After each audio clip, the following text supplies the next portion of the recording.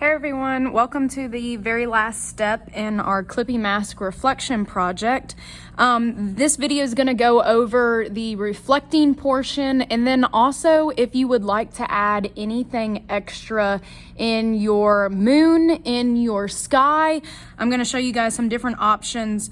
For example, like this, if you would like to add a nebula in the background, these are kind of bonus things that are not necessary to the project, but if you would like to enhance it and make it more unique and make it more yours, I'm going to show you some of those ideas and some of those options if that's something that you are interested in.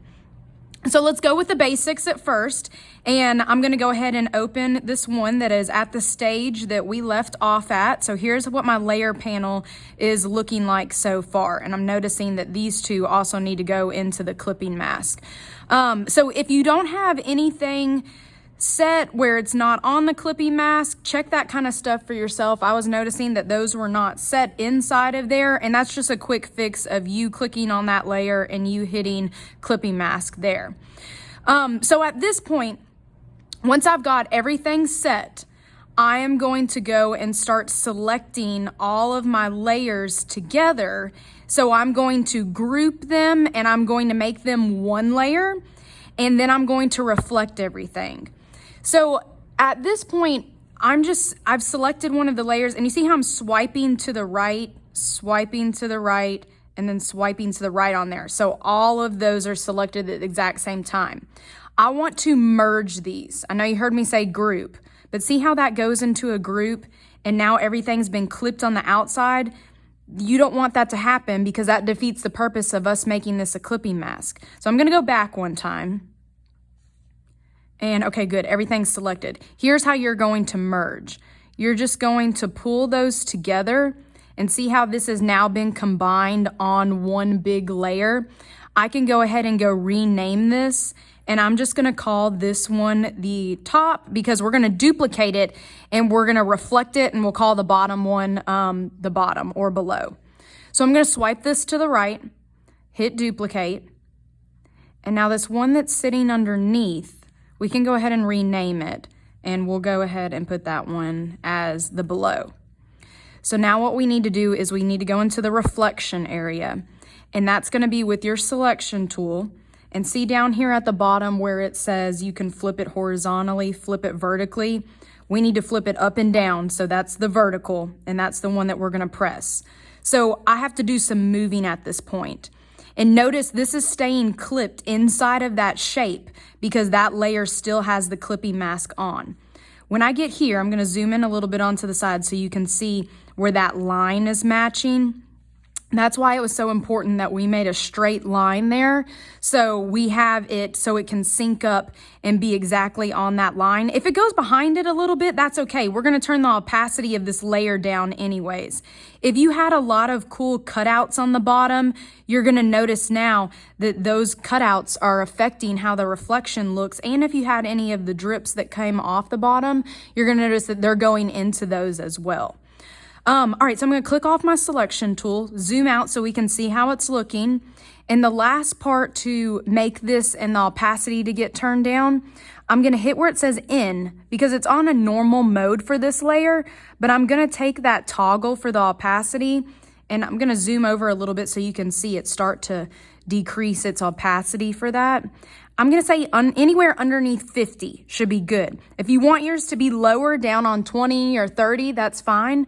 Anywhere under 50 is going to be great. So I'll put mine at a happy 40. That way you're kind of seeing a little bit of that in between. All right, so that is the final. Everything I'm going to show you guys next at this point is going to be extra bonus things. They're not necessary to make an A and make a 100 on the project, but if you're enjoying this art and if you want to even put more ideas and more details into it, that's going to be completely up to you. So one extra detail thing, and this could be really simple, is just changing the background color. And all I did is in my layers panel, I clicked on this that says background color, and I can go inside of here and see now I can go change what the color of that background would be. I was playing around with it. It looked really cool when I just went and changed it to black because it makes a nice pop and a nice contrast on there. You could even pick a color that maybe is like similar to the colors that you used in your artwork. So I kind of have that red that's in my mountains. So that might be nice to kind of add that in the background too. So that's one option of an extra bonus. Another option of an extra bonus is maybe I want to put some detail on that background layer. So if I add a new layer and put it underneath, and it doesn't need a clipping mask because it's going to go behind that shape, the circle shape. Let's say I go add this as background detail. All right. And this I'm just playing around with. Let's go pick a fun brush that maybe we haven't used yet.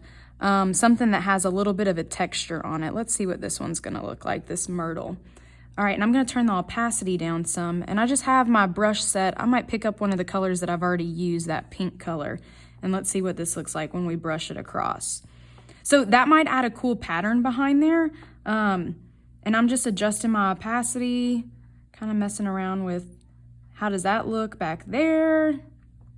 And this is just one of those options things, you guys. You do not have to add anything like this. This is just totally up to you if maybe you'd like to add a little bit of a texture on there.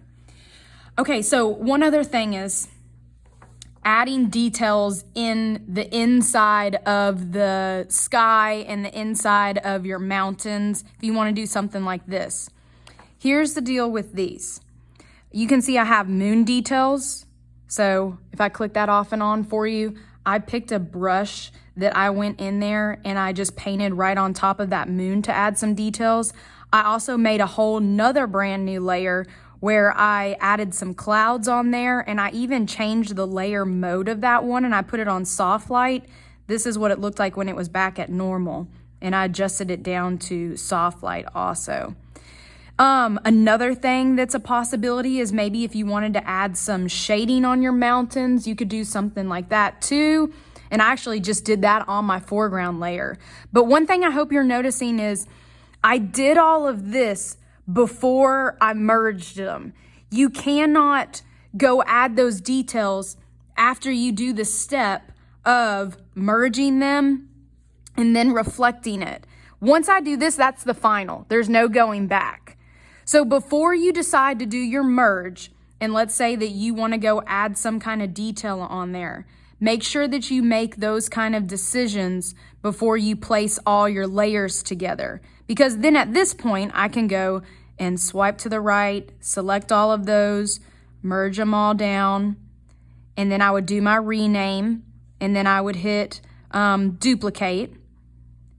And then the one that is below, I'd go to my selection, go to vertical, move that down. So see how all those details came down with me?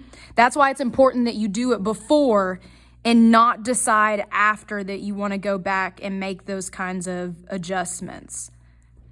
All right, so when you're ready to send it, you're going to go up to the gear up at the top left, not the gear, I'm sorry. It looks like a wrench from a toolbox. You're going to hit share. You're going to hit PNG.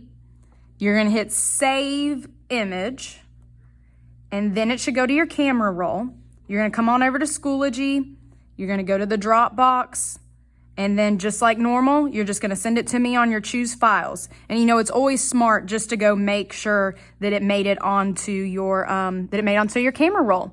I'm so excited to see all the different varieties of colors that you chose, and especially if you decided to add some extra details and some bonus features. I look forward to looking at those.